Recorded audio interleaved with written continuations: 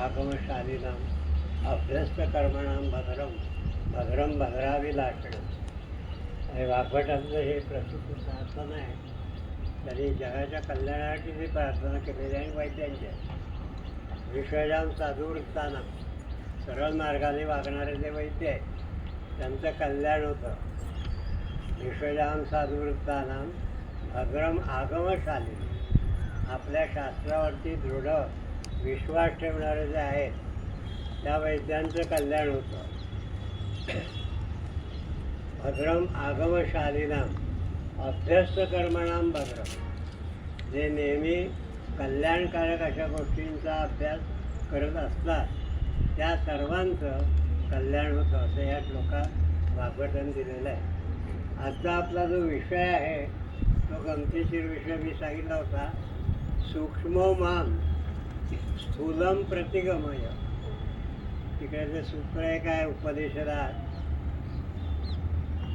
मृत्योर ma'am अमृतम गमय तमसो ma'am ज्योतिर्गमय. अंधाराकडून उजेडाकडे ने, मृत्यूकडून अमृताकडे ने, अशा ज्या प्रार्थना उपदेशाला येतात त्याच टाईपवरती हे सूक्ष्म माम स्थूलम गमय. आपल्याला हळूहळू स्थूल अशा देहाची चिकित्सा पुढे करायची आहे. आपला प्रवास हा सूक्ष्माकडून सुरू झालेला आहे. मागच्या वेळेला मी सांगितलं होतं की आधुनिकांचा प्रवास स्थूलातून सूक्ष्माकडे जात आहेत ते आत्ता, म्हणून ते आता देवकणापर्यंत आले आणि आपण तिकडूनच इकडे आलेलो आहोत. तर मागच्या 2 व्याख्यानामध्ये आपण साधारणपणे पाहिलेलं आहे की लोकपुरुष साम्य सिद्धांत जो आहे तो आपल्याशी निगडीत आहे. त्या 2 व्याख्यानामध्ये आपण चित्परमाणूंचं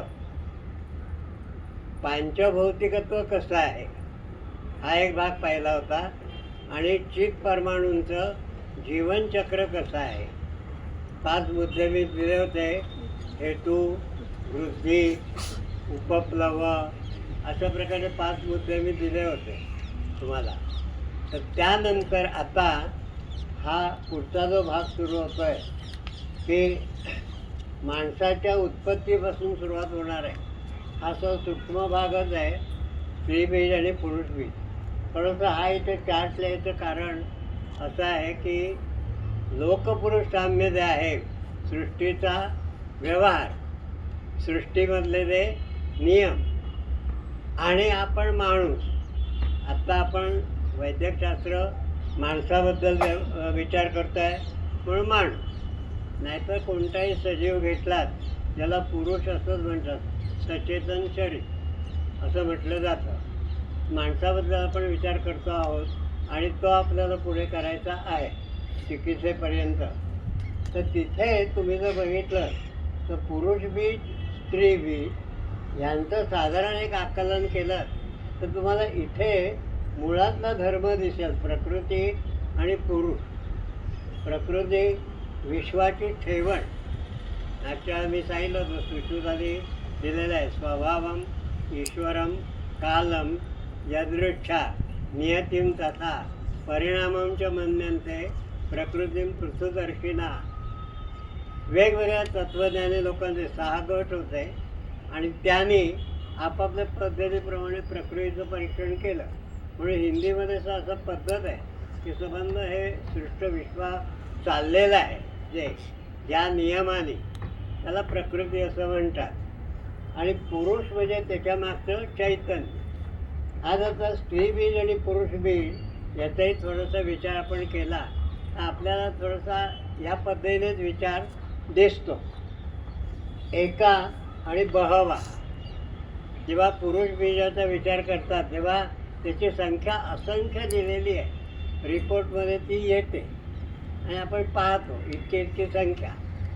आज काय झालेलं आहे की आपल्याकडे हा जुन्या लोकांनी, ऋषीमुनींनी निरीक्षण केलं, पाहिलं आणि त्यातला जो मुख्य गाभा होता तेवढा देऊन ठेवला. त्याच्या खोलात ते गेले नाहीत.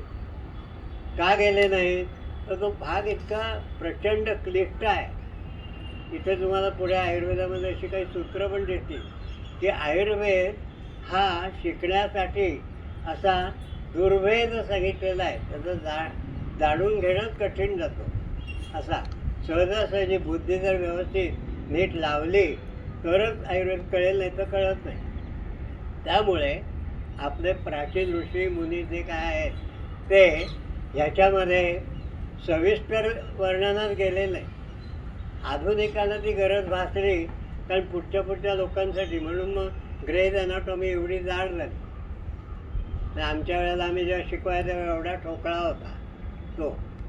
तसं आता सुश्रुत आयुर्वेदला तर एवढं 10-12 अध्यायांचं काहीतरी, 8-10 अध्यायांचं. मग याच्यात कसं काय भागणार आहे असा विषय येतो. म्हणून इथे लक्षात ठेवायचं की त्यांनी हे पाहिले आहे, आपल्या लोकांनीही पाहिलेलं आहे. बहवहा आणि इथे एका म्हणजे बीज तयार होतात, पण त्यातलं एखादंच बीज हे परिपक्व होतं आणि ते गर्भोत्पत्तीसाठी वापरलं जातं. तिकडे त्यांनी पुष्कळ ऊजेनोसिस, स्पर्मॅटोजेनोसिस अनेक शब्द आणि इतकं वर्णन दिलेलं असेल की ते वाचता वाचता श्वास लागतो. कारण आधी मुळात ते शब्दच आपल्याला माहिती नसतात. साईट म्हणजे काय, जेनोसिस म्हणजे काय आणि आणखीन काय काय आहेत ते. त्यापेक्षा इथे हे जे वर्णन केलं आहे हे अचेतन आहे, हा चेतनवान आहे. तुम्ही जर बघितलं तर साधारणपणे गर्भनिर्मितीतल्या प्रक्रियामध्ये बीज हे बीजपिंडातून रजकपिंडातून निघालं की हळूहळू ते पुष्प म्हणून जो भाग आहे आयुर्वेदाने सांगितलेला, म्हणजे आजच्या याच्यामध्ये फिंब्रिया, गर्भाशयातलं तर असं आहे फिंब्रिया आणि आर्तवाहिनी. तर ते हळूहळू येतं, त्याची गती मंद आहे म्हणून अचेतन, आणि हा चेतना बनतो. ज्याचं चेतनावान असतं ते प्रगट होतं आणि म्हणून तो ज्या बाजूला ते बीज असेल त्या बाजूकडे धाव घेतो. आणि म्हणून तुम्ही बघितलं तर तुम्हाला कळेल की गर्भाचं ॲक्च्युली ते कलुषीकरण आहे, ते एकत्रीकरण जे आहे ते आर्तवाहिनीच होतं कुठे ना कुठेतरी. त्रिगुण हा सत्व रज तम हे सांगायला सांख्यांचा जरा विचार केला तर त्यात त्यांनी जरा वेगळा विचार दिलेला आहे. सांख्यात एक सूत्रच आहे, प्रीती अप्रीती विषादाद्या, सूत्र क्रमांक 127 आणि दुसरं सूत्र क्रमांक 128 आहे. तर तिथे त्यांनी प्रीती आकर्षण, अप्रीती दूर जाणं विकर्षण आणि विषाद म्हणजे स्थिर राहणं असं सांख्याने वर्णन केलेलं आहे. त्याच्यामध्ये त्रिगुणा जिच्यात हे 3 गुण आहेत, ओढणं टाकून देणं हे, आणि ह्याच्यामध्ये अगुणच आहे, अगुण बनतो. त्याला त्या गुणांची बंधनं नाही कशाची.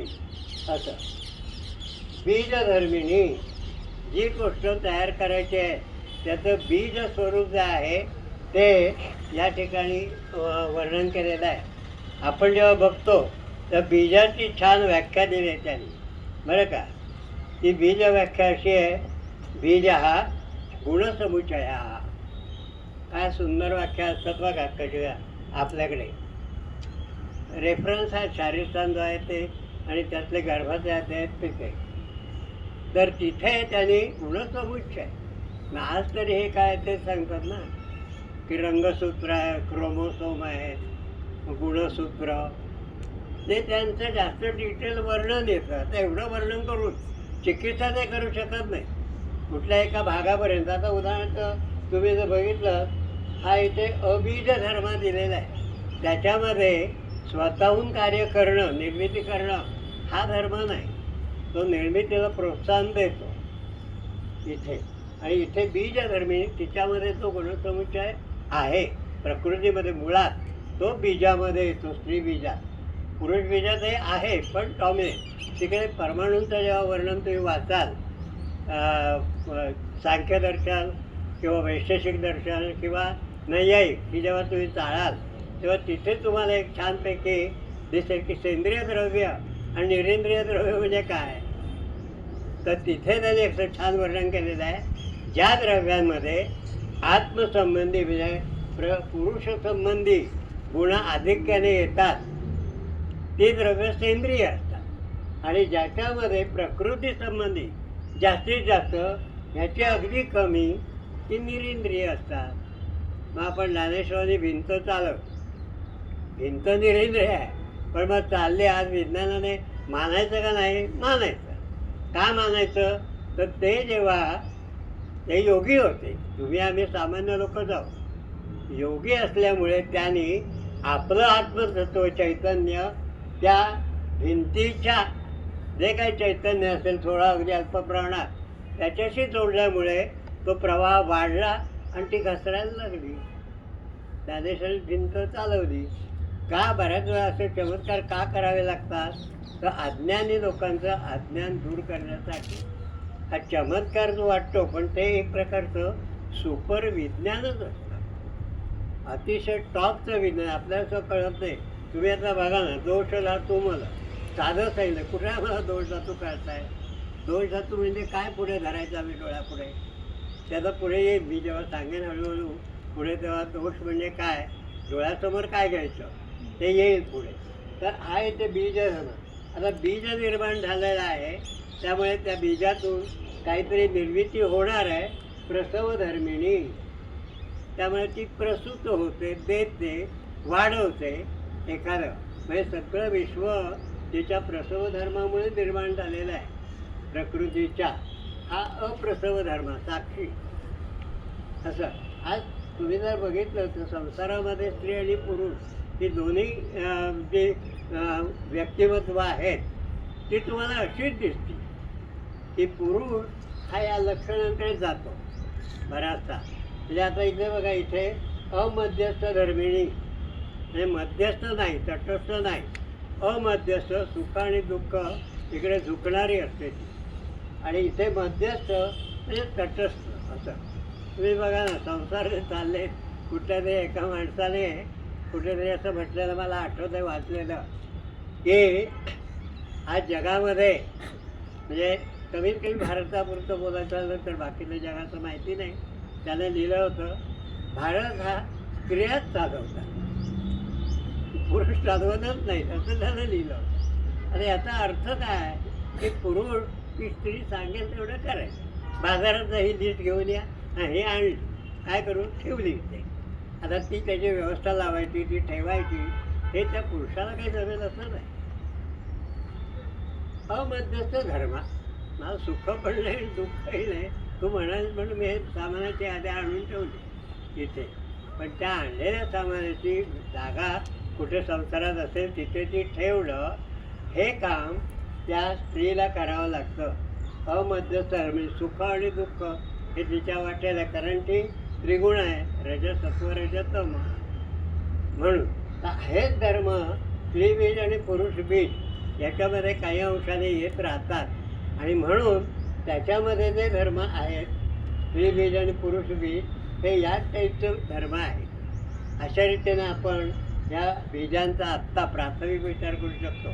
त्याच्या पुढे जाऊन आपण थोडासा विचार असा करू की प्रत्यक्ष गर्भनिर्मितीच्या वेळेला काय होतं, किंवा गर्भ निर्माण होता दर महिन्याचा विचार हा पुढे करू. आत्ता पहिल्यांदा आपल्याला विचार जो करायचा आहे, आपल्याला असं वाटतं की स्त्री बीज पुरुष बीज आलं की एकत्र गर्भनिर्माण झाला, वा वा, आता तो मुलगा मुलगी जे काय असेल ते. म्हणून ते पहिली जी टेस्ट येते UPT करतात, आले की लगेच नाचायला होता, वा वा वा, UPT पॉझिटिव्ह आली. आणि आता मग पुढे मुलगा का मुलगी, त्याच्या अगोदर काहीतरी पूर्वी ते सोनोग्राफीच्या आधारे लिंग सांगायचे, पण नंतर मधल्या काळात गर्भपात व्हायला लागले, मुलीचा गर्भ असला तर काढून टाकायचा, म्हणून मग कायद्याने बंदी आणून त्या टाईपच्या ह्याच्यावरती सोनोग्राफीवरती बंदी आहे. म्हणजे शास्त्राचा कसा कल्याणकारक उपयोग असतो तसा अकल्याणकारक पण उपयोग. हा, तर इथे आपल्याला ह्या याच्या मुद्द्याकडे वळण्यापूर्वी प्रकृतीचे काही नियम आहेत. म्हणजे गर्भाशयात गर्भ स्त्रीबीज पुरुषबीज वाढल्यानंतर त्याच्या पुढे आत प्रक्रिया काय होतात, कोणकोणते सिद्धांताने तो गर्भ वाढतो. मी त्या शरीरातमध्ये जे वर्णन आलं आहे, प्रथम मासे, द्वितीय मासे, त्यातलं अगदी निवडणचे मुद्दे असतील तेच घेणार आहे. उगाच त्याला हात आले, पाय आलेले, हे ते बाकीचं सगळं शारीरिक तुम्ही वाचलं आहे आणि ते केलेलं आहे. त्या आता मी प्रकृतीचे जे नियम आहे व्यक्तीवरचे, आपल्यावरचे, त्या नियमांकडे मी वळणार आहे. आणि ते बरेच 8-10 तरी नियम असे आहेत. विश्वास आहे संबंध, अख्खं हे जे विश्व आहे त्या विश्वाची बांधिलकी त्या नियमानं आहे. प्रकृती म्हणते की त्या नियमाने तुम्ही वागला, तुम्ही म्हणजे तो सजीव प्राणी, इवन कृमिकीटसुद्धा, छोटे कृमिकीट तिथे म्हटलेलं आहे छद्मपाद. छद्मपाद म्हणजे कोण? आजच्या भाषेत अमिबा. अमिबाचे पाय कुठे? छद्म आहे, कुठे पाय. छद्मपादापासून तर अगदी उत्कृष्ट अशा मनुष्यापर्यंत देव ही सर्वात उच्च योनी मानली जाते. आपल्याकडे डायनोसॉर वगैरे सगळे मध्ये आहे, ते आपले डायनोसॉर म्हणजे सगळ्यात अगणबंब देव म्हणून मानतात. ठीक आहे, त्यांच्या दृष्टीने त्यांचं बरोबर आहे. पण आपल्या दृष्टीने अगदी कृमिकीटपासून, कीट म्हणजे अगदी बारक्याला बारका कण, तिथपासून देवयोनीपर्यंत 84 लक्ष योनी ज्या आहेत या सगळ्यांना प्रकृतीचे नियम बांधील आहेत. आणि त्यात पुढे दिलं असं, त्या नियमाने तुम्ही जर वागलात तर तो धर्म, आणि त्या नियमात तोडलं की अधर्म. धर्माची फळं धर्माप्रमाणे मिळणार, अधर्माची फळं अधर्माप्रमाणे मिळणार. म्हणून आपल्याला या दृष्टीने जरा काही ते नियम आहेत ते आपण हे करूया. आता पहिल्यांदा ही प्रकृती जी आहे तिचे नियम सृष्टीमधले दिलेले आहेत. वैशेषिक दर्शन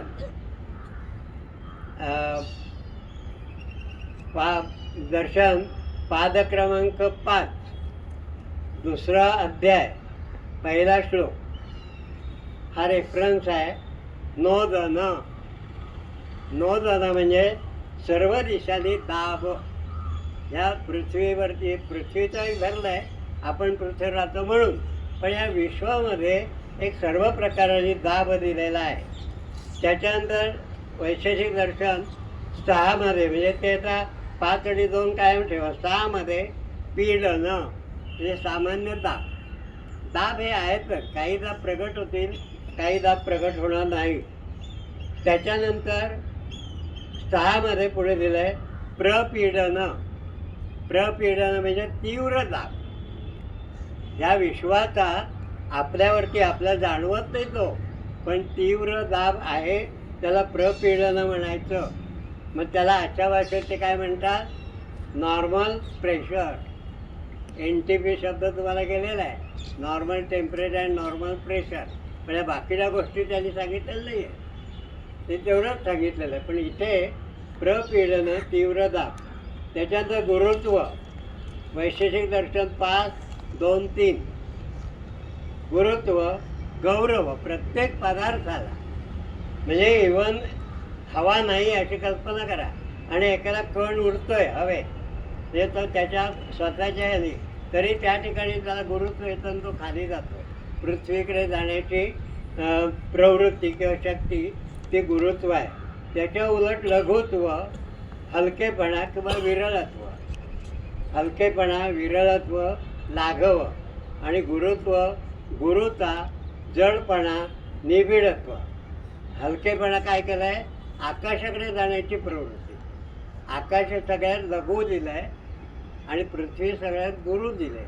ह्या 2 एंटिटी ज्या आहेत, पॉईंट, त्यांच्यामध्ये हे सगळं विश्व चाललं आहे. त्याच्यानंतर गती, गमन.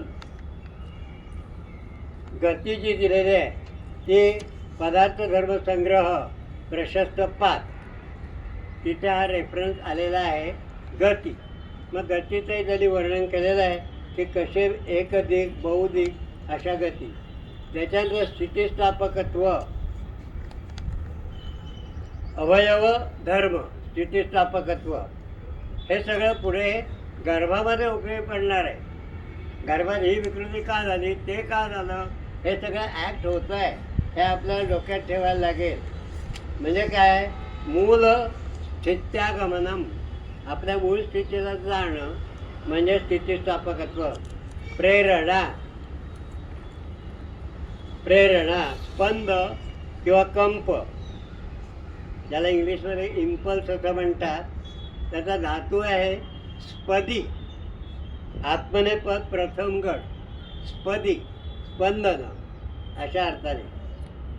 त्याच्यानंतर प्रयत्न, सृष्टीमध्ये प्रत्येक गोष्टीचा प्रयत्न चालू असतो. प्रयत्न म्हणजे काय? कर्मसु अध्यारंभा, एफर्ट किंवा लेबर. त्यातला मूळ धातू आहे यती, मूळ संस्कृत धातू आहे यती, आत्मनेपद प्रथम गण. त्याच्यानंतर वेगा, वेगा गतीत प्रवाह, गतीचा प्रवाह. वेगामध्ये एक निश्चित दिशा येते आणि काळ येतो. गतीमध्ये जनरलच असतं ते गती. स्पीड म्हणा, फोर्स म्हणा, करंट म्हणा. पदार्थ धर्मसंग्रह 5:27 रेफरन्स. त्याच्यानंतर प्रोष्मा, प्रकृतीभूत उष्मा. प्रोष्मा वैशेषिक दर्शन 2:24. त्याला आजच्या भाषेत नॉर्मल टेम्परेचर म्हणतात. विश्वामध्ये एक विशिष्ट प्रकारचं सर्वसामान्य उष्णतामान आहेत की जे सूर्यामुळे मिळत राहतं. म्हणून त्यांनी दोनच घेतलं आहे, हा उष्मा आणि एक विशिष्ट दाब, म्हणून NTP, नॉर्मल टेम्परेचर प्रेशर. मग त्याच्या व्याख्या त्याच्याप्रमाणे केल्या, पुढे गेले. पण आता इथे हे प्रकृतीचे एवढे जे धर्म आहेत, ह्या धर्माला धरून काही नियम आहेत दिलेले. ते नियम आता आपण एक एक बघूया. कळलं ना? पहिला जो नियम आहे तो म्हणजे सत्व रज तम हे त्रिगुण आहे. म्हणजे काय आहे असा प्रश्न निघाला. त्रिगुण म्हणजे काय धरायचं काय? नुसतं आम्ही सत्व रजतम बोलत येतो, तर ते सांख्यांनी दिलेलं आहे. सांख्य तत्वज्ञान अध्याय 1, सांख्य प्रबंध आहे हा तो. अध्याय 1, सूत्र 127-128. प्रीती अप्रीती विषादाद्या गुणानाम अन्योन्य वैधर्म्यम. म्हणजे साधर्म्य काय? तर सत्व रजतम हे त्यांची नावं आहेत. प्रीती अप्रीती सांगायपेक्षा शास्त्रीय नाव सत्व रजतम ही नावं आहेत. त्यांच्यात साधर्म्य काय? तर ते अणू आहे, सूक्ष्म आहे एक, आणि ते त्रिगुण आहे, 3 गुण आहेत हे आहे. पण त्यांचं लघवादी धर्मही साधर्म्यम वैधर्म्यांच्या गुणानामचं, आणि ते लघु आहेत. हा त्यातला एक साधर्म्याचा भाग. वैधर्म्य जे काय ते काय आहे? प्रीती अप्रीती विषादाद्या. 2 परमाणूंमध्ये आकर्षण असणं ती प्रीती आहे. 2 परमाणू एकमेकापासून दूर जाणं हे अप्रीती आहे. आणि कुठल्याही कार्यात त्या कामात भाग न घेणं हा विषाद आहे. असं घडतं. बऱ्याच वेळा लोक म्हणतात स्त्री पुरुष संबंधात दोन्ही बीज एकत्र आले गर्भ होईल. नाही होणार नाही तो. कारण तिथे ज्या धर्माचा विचार केला जातो, या बीजांचा त्या व्यक्तीमध्ये असा एक समज असतो की बीज आता फलित होईल. पण तसं जनरली होईलच असं नाही आहे. कारण इथे या दोघांच्यामध्ये प्रीती अप्रीती विषादाद्या हे 3 धर्म आहेत. जेव्हा प्रीती आहे तेव्हा पटकन ह्या बीजांमध्ये संयोग होऊ शकतो. जर ही प्रीती असेल अप्रीती असेल तर ठरलेलं आहे. माझ्या पाण्यात पेशंट आहेत, 11 वेळा अबॉर्ट. बोला, 11 वेळा. काय मानसिक स्थिती झाली असेल रुग्णाची? सुदैवाने त्या बाईंचे मिस्टर वैद्य, त्यामुळे मग ती केस पुढे ह्या टाईपने हँडल केली. मग पंचकर्माने शुद्धी करून त्यांच्या मानसिक स्थितीची स्थापना करून, कारण हे जर करायचं असेल गुणस्थापन तर मानसिक लेवलला जावं लागतं. आणि मग त्यानं परंगी त्यांचा मुलगी झाली चांगली. आज ती मुलगी आता मोठी आहे, ती आता वैद्यकाला सुद्धा जाईल. तर हे जे सांख्याना सुचवायचं आहे तर हे कशामुळे होतं तर परमाणूतील जी शक्ती आहे, परमाणूचे गुण आहेत, चंद्र परमाणू नसं गुण आहेत त्यांचे, पृथ्वी हा तेज वायू हे मुळात परमाणू, आकाशाचा परमाणू हा काल्पनिक आहे. त्यांच्यामध्ये जी गुणांची शक्ती आहे त्या शक्तीवरचा संस्कार म्हणून हे असं होत असतं. आणि हा ही प्रकृतीची ठेवण आहे, कोणीही बदलू शकणार नाही. कोणीही जगात अशी कोणताही इन्स्ट्रुमेंट नाही की हे आम्ही बदलून टाकू, कारण ते त्यांच्या हातात आहे, आपल्या हातात काहीच नाही. आपण ह्या एका वर्तुळाचे एक अंश आहोत, हे लक्षात घ्या. एक मोठं जर वर्तुळ काढलं 365 किंवा 360 अंशांचं वर्तुळ काढलं तर 360वा अंश आहे तो आपण, मनुष्य प्राणी काही करू शकत नाही. अख्ख्या वर्तुळाबरोबर तुम्ही कसा काय वाद करू शकत नाही. तर हा जो भाग आहे हा आपल्याला लक्षात ठेवला पाहिजे. पहिल्यांदा त्या गर्भ जेव्हा तयार होईल, स्त्री बीज पुरुष बीज ह्यामधले नियम सांगतोय मी, आणि नंतर मग आपण मासानुहासिकडे जाऊ. आपल्याला वर्गामध्ये एकदम शुक्रशोणित आणि गर्भ आणि त्याची मासानुहासिक वाढ, अरे पण मधल्या काळात होत आहे काय? अणुकालेनं असं ते म्हटलंय त्यांनी, एका अणुकालामध्ये हे सगळं घडतंय. ते काय घडतंय ते ह्या नियमानुसार घडतंय. हा पहिला सांगितला.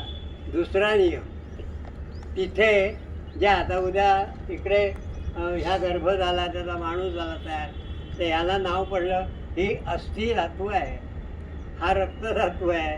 हे कसं पडलं नाव त्याला? त्याचा नियम दिलाय बघा. तन्निर्वृत्तिर्विशेषश्च व्यपदेशस्तु भूयसाम उत्कर्षः तु अभिव्यंजको भवति. अष्टांगहृदय सूत्र 9 सूत्र 2 आणि अभिव्यंजक सुश्रुत सूत्रस्थान 41-3.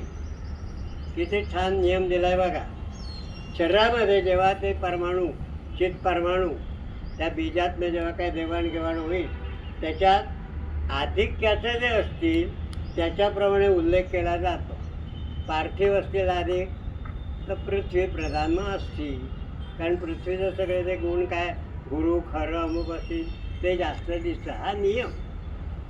तिथे विचार हे खरं का, हे गुरु का नाही ते विचारायचं असं तिला जाऊन विचारा, पण ती सांगणार नाही, कारण ती अदृश्यच आहे. ती आपलं काम करत आहे. ती कोणाला फोन करत नाही, कोणाला सांगत नाही तुझं असं करतं, काही नाही. धर्म असेल नॉर्मल, अधर्म असेल तर विकृती. मला कॅन्सर का झाला याचं उत्तर तुलाच माहिती आहे, का झाला ते. तर असं जे आहे ते इथं लक्षात ठेव. तर निवृत्ती नाही, निर्वृत्ती. त्यांची जी चित्परमाणूंची जी निर्मिती होणार आहे त्यांच्या अधिक गुणांच्या आधिक्याप्रमाणे त्या गोष्टीचा उल्लेख केला जाईल. आणि उत्कर्ष हा तो अभिव्यंजको भवती. सुश्रुत उत्कर्ष म्हणजे आधिक्य, अभिव्यंजक अधिक प्रगट व्यक्त होतं, व्यंजक असा हा गर्भ दिलेला आहे. तिसरा जो नियम आहे तो चरकाने दिलेला आहे बघा. चरक सूत्रस्थान अध्याय 1:44. हे नियम आयुर्वेदात त्यांनी घेतले, पण ते मुळात तिथे आहे, ह्याच्यामध्ये त्या दर्शन ग्रंथातून ते पसरलेले आहे. त्याचा एक्स्ट्रॅक्ट काढून चरक सुश्रुत बापट यांनी जे नॉलेज घेऊन लिहिलं आहे ते सांगतो. सर्वदा सर्व भावानां सामान्य वृद्धिकारणं ह्रासहेतुर्विशेषश्च प्रवृत्तीर उभयस्य तू. चरक सूत्रस्थान अध्याय 1:44. हे सूत्र आपण बऱ्याच वेळा वाचून आलेलं, पण ह्यातली एकही गोष्ट कळली नाही आणि प्रॅक्टिसमध्ये बघत पण नाही की इथे हे गट्टू का वाढला, इथे गाठ का आली, इथे का हेच परमाणू इथे कसे गोळा झाले. सर्वदा सर्व भावांना हा जनरल नियम आहे, कुठेही तो शरीराला पण बंधनकारक आहे आणि त्याच्यामध्ये आहे. सर्वदा सर्व भावांना सामान्य वृद्धिकारणं, सामान्य वृद्धिकारण आहे. विशेषस्तू ह्रास हेतू, ह्रास व्हायचा असेल त्या सिद्धांताच्या डिस्कशनमध्ये मी जाणार नाही, कारण मला इथून पुढे गर्भाच्या डेव्हलपमेंटकडे जायचं आहे. दरवेळा धातू दोष तयार कसे होतात तिकडे मला जायचं आहे. म्हणून मी सिद्धांत आत्ता जाणार नाही, पण सिद्धांत कोणता तो सांगून जाईल. आता भाव म्हणजे काय? सर्वदा सर्व भावाना. भाव म्हणजे भवंती सत्ताम अनुभवंती ते भावा. ज्यांची सत्ता निर्माण होते अशी चित परमाणूंची संघटना, त्याला भाव म्हणायचं. आता अस्थि म्हटलं की अस्थि धातूच्या सगळ्या परमाणूंची ती सत्ता झाली, एकी एकता अस्तित्व प्रभाव असा आला. रक्त म्हटलं की रक्तधातूचा तो प्रभाव झाला, मांस म्हटलं की मांसाचा, मेध झाला की मेधाचा, ते पुढे येईल सगळं. पण भवंती सत्ताम अनुभवंती इति भावा. इथे आता एक त्यांनी एक अपवाद देऊन ठेवलेला आहे. हे हा सर्वदा सर्व भावाला हा प्रकृतीचा जो नियम आहे हा केव्हा काम करतो तर तिथे जर दिले सामान्य दिले सामान्यस्य वृद्धिकरत्वम ही असता विरोधी कारणे. असता संस्कृत शब्द आहे, मराठीमध्ये त्याचा अर्थ नसता. कळलं ना? आपलं मराठीतला असता आणि नसता घ्यायचं नाही आहे, हे मूळ संस्कृत असल्यामुळे असता विरोधी कारणे. असता म्हणजे मराठीत नसता, विरोधी कारण जर नसेल तर सामान्याने वृद्धी होते आणि विशेषाने ऱ्हास होतो. आता काय करायचं, गर्भ 3 महिने झाला पण अजून वाढलाच नाही. का नाही वाढला? ही कारणं काहीतरी विरोधी कारणं आहे आणि ती आपल्याला शोधली पाहिजे. ते वैद्याचं परमकर्ता आहे म्हणून ह्या केसेस या बराच वेळ देऊन, तास 2 तास देऊन त्या खोदून खोदून काढाव्या लागतात. असता विरोधी कारणे. जर विरोधी कारण असेल तर सामान्याने वृद्धी आणि विशेषाने ऱ्हास होत नाही. उदाहरणार्थ, मला एक 50 लिटरची टाकी भरायची आहे आणि 1 इंचाचा जाड पाईप मी त्यात पाण्याचा सोडला आणि मला माहिती आहे 1 तासामध्ये टाकी भरभर भरून जाईल. पण आता 1 तास झाला अजून टाकी भरलीच नाही. त्याला विचारलं, जा बघ का नाही भरली? तर त्याने जेव्हा बघितलं, साहेब मागच्या बाजून सगळं पाणी गळून गेलं आहे. छिद्र, त्या टाकीला मागे असलेलं छिद्र हे विरोधी कारण आहे. म्हणून कार्याला विरोधी कारण नाही हे बघावं लागतं. हे विरोधी कारण जे आहे हे लक्षात ठेवा. शारीरिक, मानसिक आणि दैविक असं कुठलंही असू शकतं. बरं का? शारीरिक असू शकतं, शरीरातलं कुठेतरी कफच अडकून बसला, वाहत नाही आहे, आर्तवाहिनी ब्लॉकच झाली. माझं हे विरोधी कारण जाईल कसं त्याचं ते तिकडून तिकडे.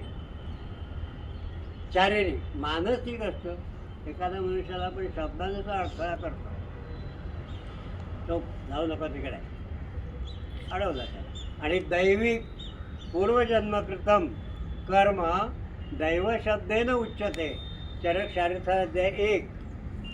पूर्वजन्मी केलेले कर्म आहे ते दैव शब्दाने या जन्मात येतं. पण याच्यावरती वाघवटाने उपाय पण सांगितलेला आहे. ही अशी कारणं जी असतात, गर्भ होत नाही, का होत नाही, दिवस राहत नाही, असं तर विरोधी कारण आहे. काहीतरी विरोधी कारण आहे. ते यातलं कुठलं तरी एक आहे, शारीरिक तरी आहे, मानसिक तरी आहे किंवा दैविक आहे. म्हणून त्याने उपाय काय दिला आहे बघा. छानपैकी तुम्ही जर अष्टांग हृदयाचा पहिला अध्याय काढला तर छान असं दिलेलं आहे. बली पुरुषकारोही दैवमपी अतिवर्तते. माणसाचे पुरुषार्थ, धर्म, अर्थ, काम, मोक्ष हे 4 पुरुषार्थ दिले आहेत. ते जर बलवान झाले म्हणजे चांगले झाले, धर्मयुक्त, तर दैवाचाही पराभव होतो. आणि म्हणून दशरथ राजा आणि राम ही जी कथा सांगितली जाते, दशरथ हे पायस दान. त्या ऋषीमुनीला ते माहिती होतं दशरथाचं काहीतरी कर्म असणार, ते या जन्मात अडतंय, म्हणून तिथे त्याला ते सांगितलं की हे कर. आता त्याचं ते मंत्र असतात, ते दशरथाला आले नसतील, पण त्या ऋषीमुनींना माहिती होते. म्हणून मंत्र ह्याचं पण छान व्याख्या दिली आहे आणि मंत्रामध्ये जी शक्ती असते हे पण दिलं आहे. पण त्या पद्धतीने वापरलं तर, आता गंमत म्हणजे हा मोबाईल इथे लावलेला आहे, त्याच्यामध्ये प्रतिमा दिसते, सगळं दिसते किंवा तिकडे आवाज जातो आहे, हे शास्त्र आहे आणि ती एक डिसिप्लिन आहे.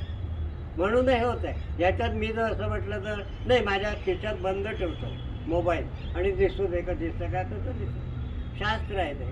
तसं मंत्रामध्ये त्यांना माहिती होतं की कोणत्या मंत्रांच्या धक्क्याने कोणतं दैव दूर होईल आणि कोणतं दैव सफल होईल हे माहिती होतं. आणि म्हणून ह्याच्यातनं अग्निदेव प्रगट झाला, त्यांनी पायस दिलं आणि श्रीरामांचा जन्म झाला 4 लोकांचा.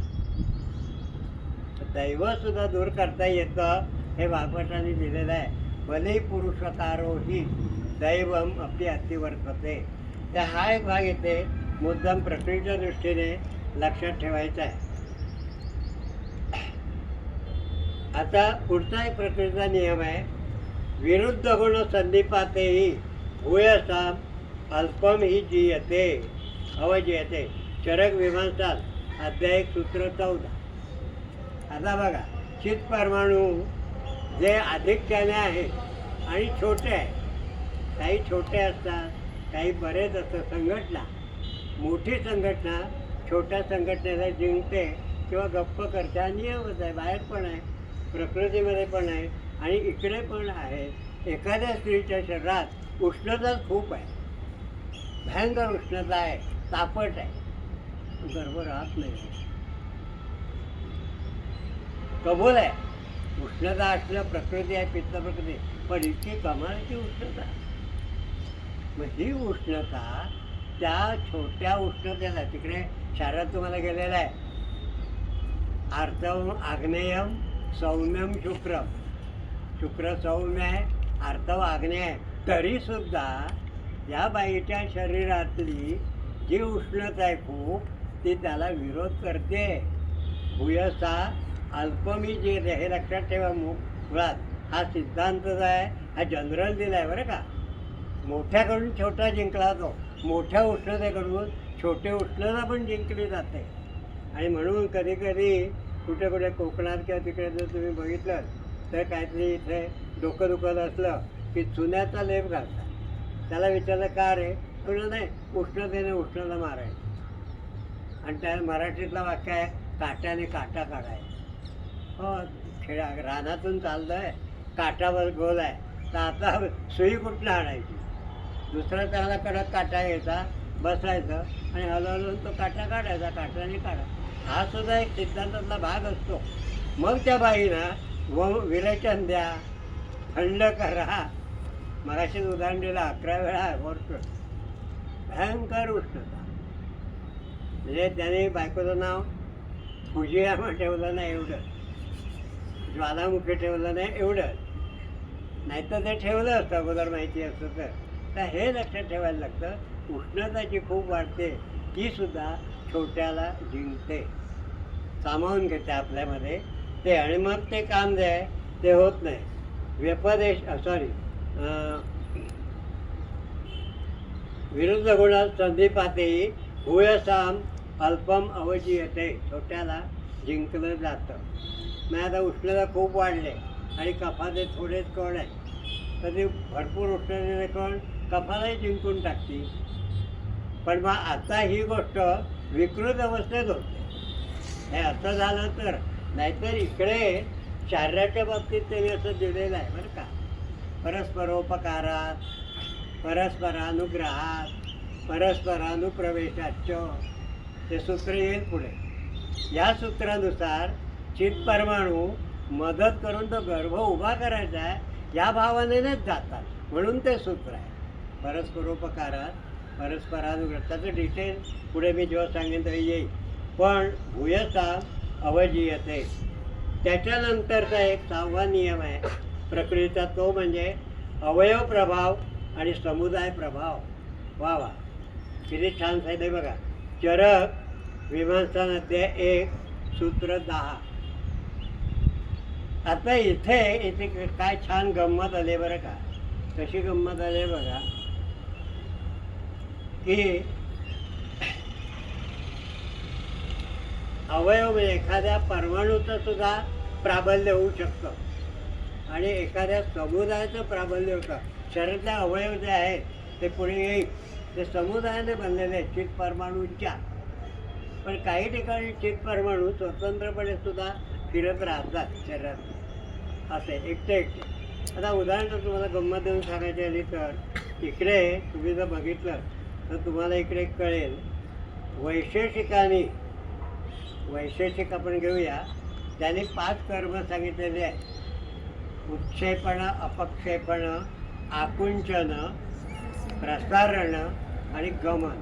त्यात आकुंचन जे आहे हे कर्म कसं आहे बघा, जे शीत, स्निग्ध, सांद्र असे जे परमाणू आहेत ते स्वतःमध्ये काय करतात, एकमेकाला प्रत्यासत करतात. प्रत्यासत म्हणजे घट्ट चिकटतात.